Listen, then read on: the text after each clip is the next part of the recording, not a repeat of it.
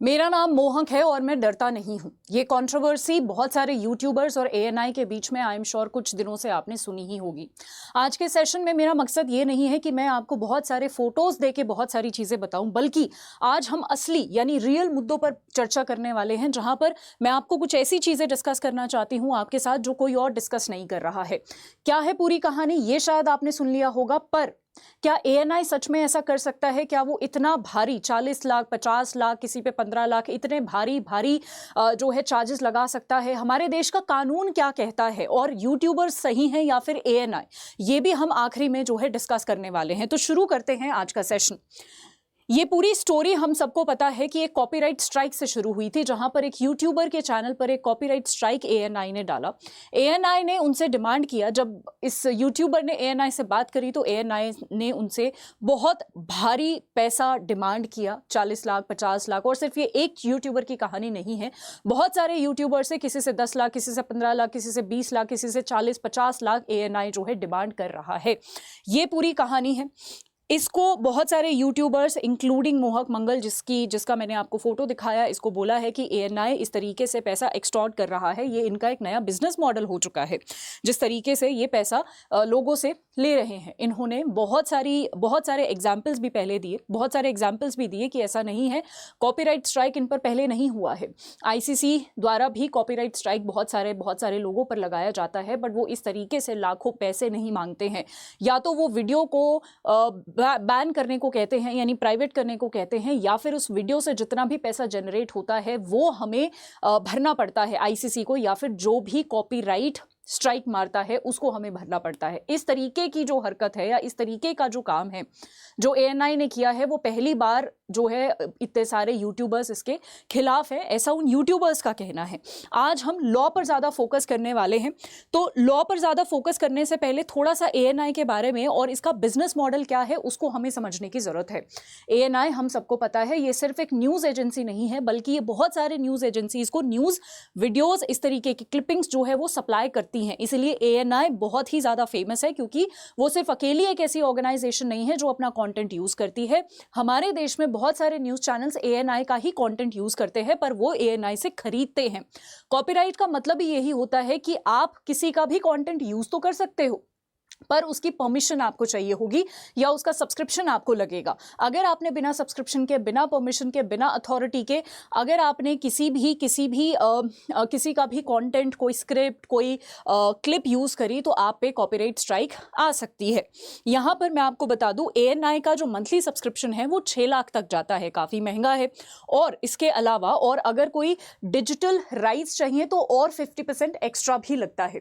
ये इनका एक बिजनेस मॉडल है। तो यहाँ पर क्या क्वेश्चन आता है कि क्या एएनआई ऐसा कर सकता है कि लाखों जो है इसने जुर्माना लगा दिया यूट्यूबर्स पर? शॉर्ट में जवाब है हाँ, एएनआई ऐसा कर सकता है, क्योंकि हमारे देश में कोई भी ऐसा कानून नहीं है जो ये बताता हो कि एएनआई को कौन सी क्लिप पे, कौन से कॉपीराइट स्ट्राइक पे कितना पैसा चार्ज करना चाहिए। आप क्लियरली देख सकते हो, हमारे देश में कोई भी कानून रीजनेबल चार्ज को डिफाइन ही नहीं करता है। इसीलिए एएनआई को, या फिर कोई भी ऐसी ऑर्गेनाइजेशन हो जिसका कंटेंट किसी ने गलत तरीके से यूज किया है या फिर बिना परमिशन के यूज किया है, वो उसके ऊपर डिपेंड करता है कि वो डिसाइड कर सकती हैं कि उनको क्या करना है, क्या एक्शन लेना है, कितने रुपए का जुर्माना लगाता है। और सारी, मुझे लगता है, प्रॉब्लम ये नहीं है कि एएनआई क्या कर रहा है या यूट्यूबर्स क्या कर रहे हैं। मुझे लगता है बड़ी प्रॉब्लम ये है कि ऐसा कोई कानून अब तक नहीं बना है जो हर चीज को क्लियरली डिफाइन करता हो। अगर 2 सेकंड की क्लिपिंग यूज करी है तो इतना जुर्माना लग सकता है, 4 सेकंड की करी है तो ये जुर्माना लग सकता है, 10 सेकंड की करी है तो ये लग सकता है,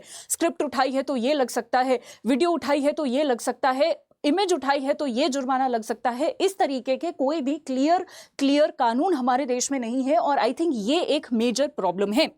इस पूरी ही कंट्रोवर्सी में एक शब्द यूज किया गया जिसको कहते हैं फेयर यूज। यूट्यूबर्स कह रहे हैं कि हमारे ऊपर जुर्माना नहीं लगना चाहिए, क्योंकि हमने जो कंटेंट या पीस ऑफ वीडियो उठाया है वो फेयर यूज के अंडर आता है। और एक कानून है जो ये कहता है कि फेयर यूज के अंतर्गत अगर कोई भी कंटेंट कहीं से भी उठा के किसी ने यूज किया है तो उस पर कोई भी जुर्माना नहीं लग सकता है। ये फेयर यूज होता है कि अगर मैं एक मान लीजिए एजुकेशनल पर्पस के लिए कोई वीडियो बना रही हूं और मैं एएनआई का या कोई भी किसी ऑर्गेनाइजेशन का कोई वीडियो क्लिप यूज करती हूं, तो वो एजुकेशन पर्पस के लिए काउंट होगा। एजुकेशन पर्पस हो गया, या फिर आलोचना वाले मुद्दे हो गए, या फिर समीक्षा वाले हो गए, शिक्षा वाले हो गए, रिपोर्टिंग वाले हो गए, या फिर अनुसंधान यानी रिसर्च वाले टॉपिक हो गए। अगर इन सब के चलते अगर मैंने इन सारी चीजों में कोई भी टॉपिक यूज किया है, किसी की कोई वीडियो यूज की है, तो ये फेयर यूज के अंडर आता है, क्योंकि मैं लोगों को पढ़ा रही हूं या मैं रिसर्च के लिए उस वीडियो को यूज कर रही हूं। हेंस मेरे ऊपर कोई भी जुर्माना नहीं लगना चाहिए। ये यूट्यूबर्स का कहना है और ये बिल्कुल गलत नहीं है।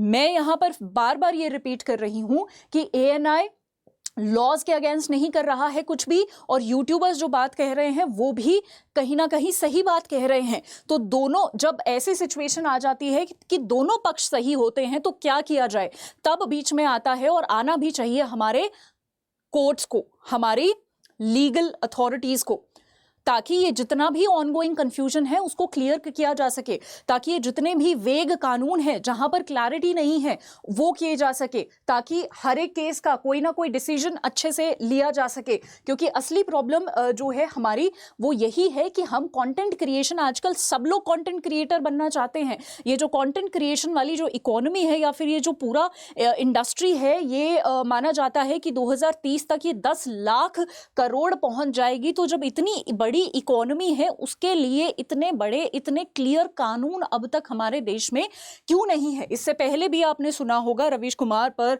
लाइव दस्तक न्यूज पर, इन पर भी कॉपीराइट स्ट्राइक्स पहले आ चुके हैं, और अनगिनत ऐसे यूट्यूबर्स और चैनल्स हैं जिन पे कॉपीराइट स्ट्राइक्स आ चुके हैं। But problem remains the same. Problem यही है कि कानून क्लियर नहीं है। जब तक क्लियर कानून नहीं बन जाते, एक सोल्यूशन है जो सारे ही यूट्यूबर्स और सारी ही एजेंसीज यूटिलाइज कर सकती हैं, वो है एएनआई जैसी एजेंसीज को, या फिर जितनी भी तमाम एजेंसीज हैं जो कॉपीराइट स्ट्राइक डालती हैं, उनको जितना भी वो स्ट्राइक डालती है, जो भी उनकी फीस है या डिमांड है, उसको उसमें क्लियर रहना चाहिए, पूरा ब्रेकडाउन करके देना चाहिए कि हम इतना पैसा, इतना जुर्माना आप पे क्यों लगा रहे हैं। वेयर एज जितने भी क्रिएटर्स हैं, कंटेंट क्रिएटर है, इंक्लूडिंग मी, हम सबको थोड़ा सा और रिस्पॉन्सिबल हो जाना चाहिए, क्योंकि इस तरीके के केसेस अब बहुत ज्यादा सामने आ रहे हैं। And at the and such तो ये है कि ना मेरे हाथ में कुछ है, ना आपके हाथ में कुछ है, ना कंटेंट क्रिएटर्स के हाथ में कुछ है। जो मेन अथॉरिटी है वो है हमारे कानून, वो है हमारे कोर्ट, जिनको डिसाइड करना पड़ेगा, जल्दी से जल्दी जिनको डिसाइड करना चाहिए, क्लियर कट कानून लाने चाहिए।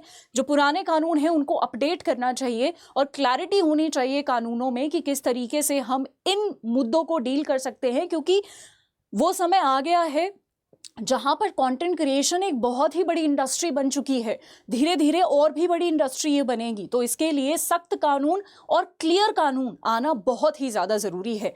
आपको क्या लगता है? आप अपने विचार मुझे कमेंट सेक्शन में ज़रूर दीजिएगा। Thank you.